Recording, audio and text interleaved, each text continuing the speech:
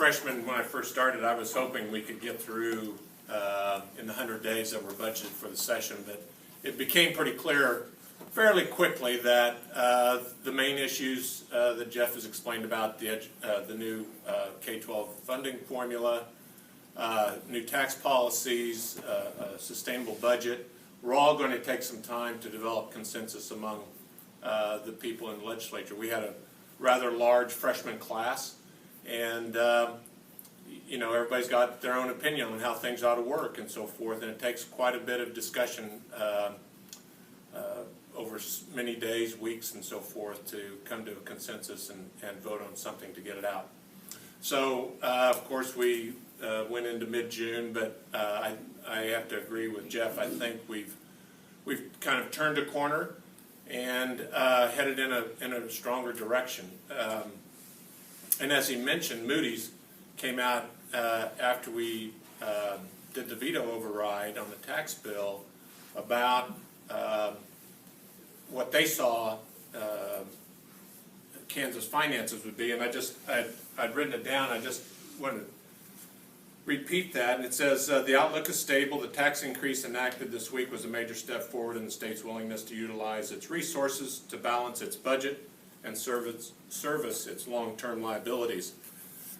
I think they recognize that we have a lot of needs in Kansas, and we have to provide the revenue, sustainable revenues to support those, whether it's K-12 education, health care, prisons, whatever it might be. There's a lot of needs out there, and we have to provide sustainable revenue for them, rather than sweeping funds, delaying payments, and so forth. You know, rather than repeat a lot of what Jeff has already said on the budget, I do want to mention one thing that came up in one of our committees, but the committees that I sit on, Water and Environment, but there was a move to try to get some money into help with the state water plan. There was a little bit of money provided in the budget for 18 for the state water plan, not nearly enough what they need.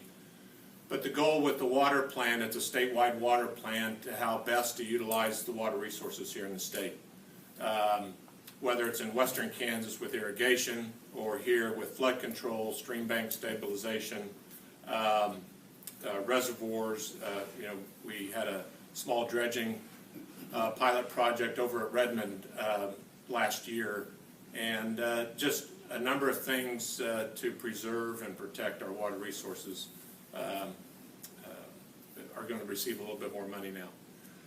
Beyond that, I want to also echo my appreciation for the Chamber and the League for conducting these dialogues through the session, and the sponsors for supporting them, and for you for turning out. We always have great turnout at these, whether they're, you know, in February when it's cold and snowy or rainy out, or here when it's evening time. So we appreciate your attendance, and we'll look forward to your questions.